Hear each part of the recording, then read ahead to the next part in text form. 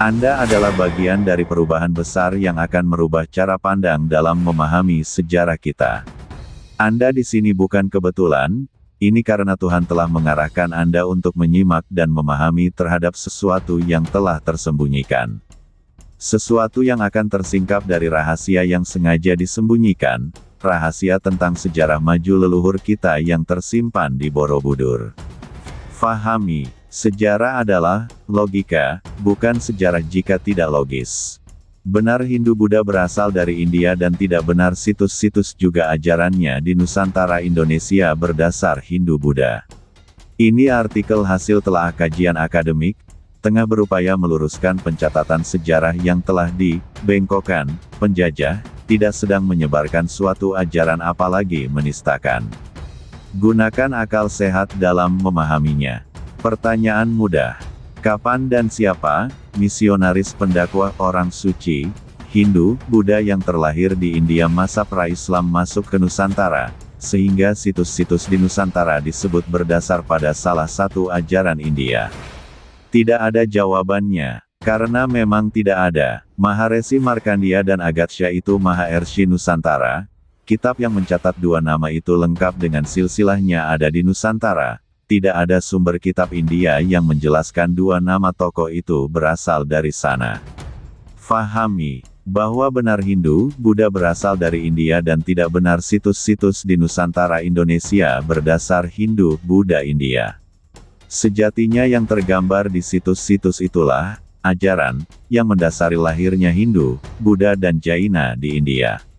Simak ini, Phuana Cakapala kini terpublikasi bernama Borobudur. Ada 160 panel pada relief dasar Borobudur yang kini tidak diekspos bahasa dan ajaran yang mendasarinya asli ajaran leluhur kita. 12 kata, Sevarga, bukan, Nirvana, Nibbana, dan kata yang lainnya adalah Kusala Dharma Baijana dan Mahecakya ini membuktikan bahwa di tanah inilah ajaran, Dharma original, berawal dan berasal kini tersimpan sempurna di Bali. Di masa lalu dibawa leluhur kita kaum Caka, Saka, Cakya, Arya keluar Nusantara Indonesia. Raffles menamakan bangunan megah ini dengan nama Bore, Budur dengan anggapan di dekat situs ada desa, Bore, faktanya tidak ada desa yang namanya Bore. Budur, bahasa Jawa diartikan, purba. Arti Budur, bidur bahasa Jawa itu, bisul.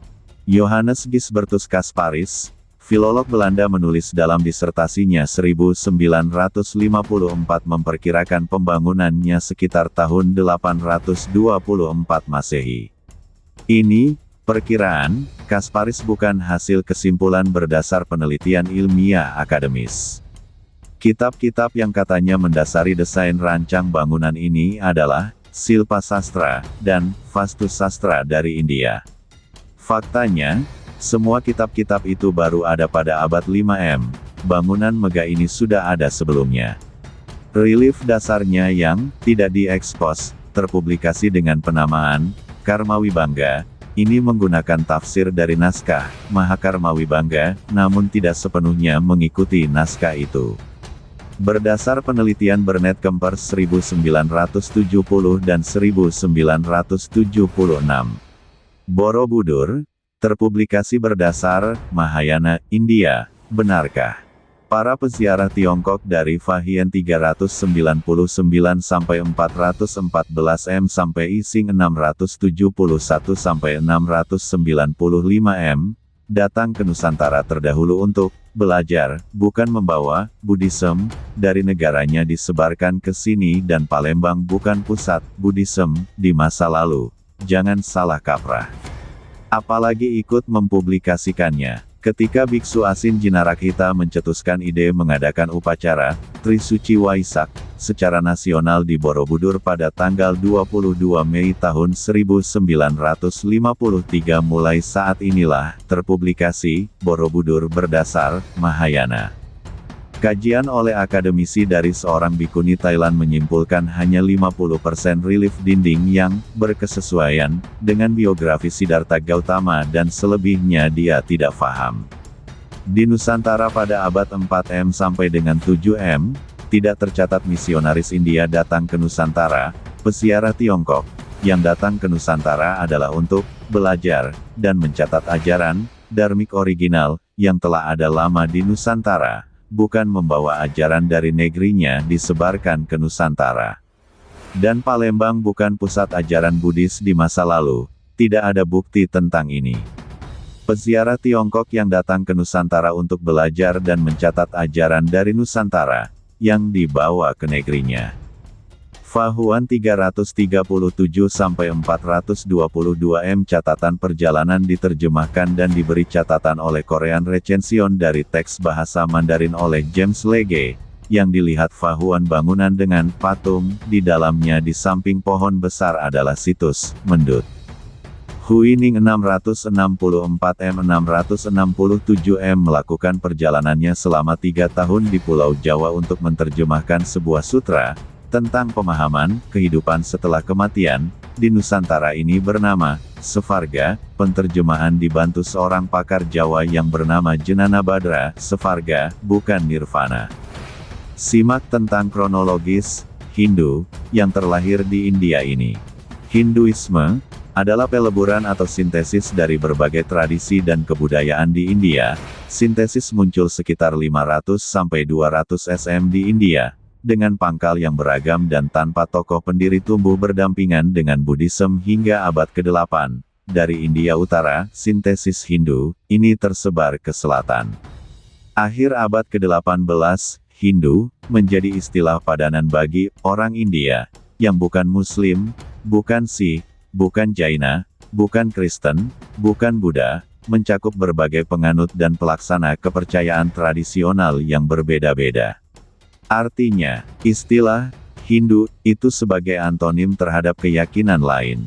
Kemudian kata Hindu dengan tambahan akhiran isme ditambahkan sekitar tahun 1830-an untuk merujuk pada kebudayaan dan agama. Istilah tersebut diterima oleh orang India sendiri dalam hal membangun jati diri bangsa untuk menentang kolonialisme.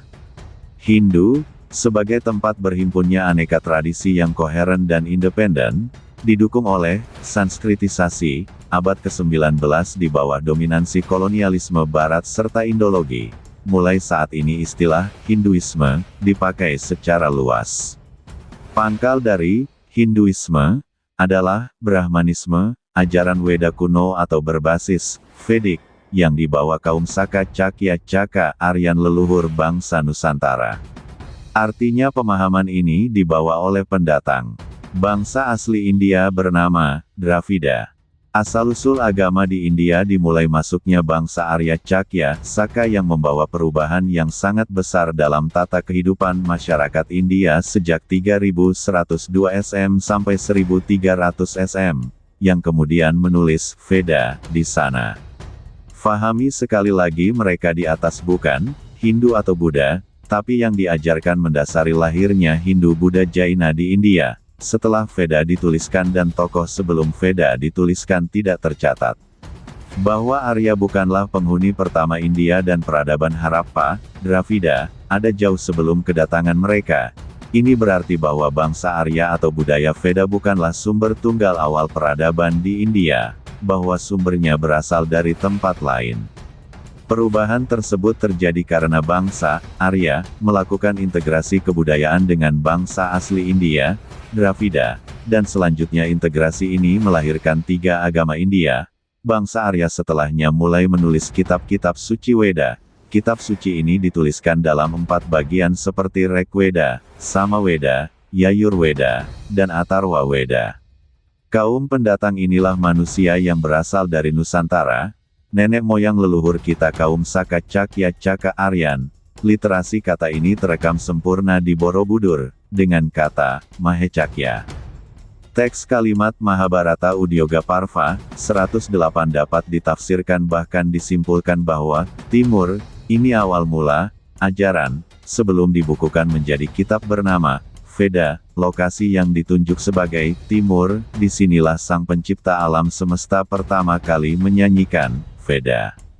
Artinya literasi kata, Timur pada kutipan di atas adalah, Asia Tenggara Nusantara Indonesia, disinilah ajaran dharmik original berasal dan dipelajari jauh sebelum adanya ajaran yang terlahir di India. Jadi, pangkal dari Hinduisme adalah Brahmanisme, ajaran Weda kuno atau berbasis Vedic, yang dibawa kaum Saka Cakya Caka Aryan. Literasi teks kata Cakya, ajaran asli Nusantara, Dharma, dan para keturunan Brahmana ini masih ada di Bali. Caka adalah kaum leluhur Nusantara, tertulis pada relief dasar Fuana Cakapala Borobudur dengan teks literasi kata Mahecakya. Bangsa Cakya, Sakaya Sitya Saka, Aryan yang agung, kaum Caka, sudah ada lebih dahulu jauh dari 78 dari saat menaklukkan Raja Salivahana, India. Angka tahun 78 ini yang disalah tafsirkan untuk menghitung awal tahun Saka di prasasti. Hingga hilang sejarah kita sebelum tahun itu. Ini pangkal kerancuan sejarah Nusantara. Ajaran leluhur kita adalah Dharma, Dhamma, Dhammo terekam pada literasi kata Kusala Dharma Bayajana di figura dasar relief Borobudur. Jadi, benar Hindu-Buddha berasal dari India dan tidak benar situs-situs juga ajarannya di Nusantara Indonesia berdasar Hindu-Buddha dari India. Ajaran, yang tersimpan sempurna pada budaya Bali dan tergambar di situs-situs itulah, ajaran, yang mendasari lahirnya Hindu, Buddha dan Jaina dibawa oleh kaum, Caka, Saka, Cakya, Arya leluhur kita keluar Nusantara Indonesia. Mari kita buka kebenaran sejarah Borobudur, ikuti video selanjutnya tentang Borobudur juga Prambanan, kita akan temukan fakta baru bahwa, kitalah yang mewarnai India. Anda adalah bagian dari perubahan besar yang akan merubah cara pandang dalam memahami sejarah kita. Anda di sini bukan kebetulan, ini karena Tuhan telah mengarahkan Anda untuk menyimak dan memahami terhadap sesuatu yang telah tersembunyikan. Kita akan menyambut kembali kejayaan yang pernah terjadi di masa lalu oleh leluhur kita, karena pengulangan sejarah maju akan terjadi. Dan anak cucu kita harus memahami ini semua. Oleh karena itu bagikan video ini ke teman atau siapa saja, klik tanda like dan subscribe channel ini. Throwback History of Indonesia, Exploration dan Research, by Tagar Santosaba, Revisionis History, e-book dan diskusi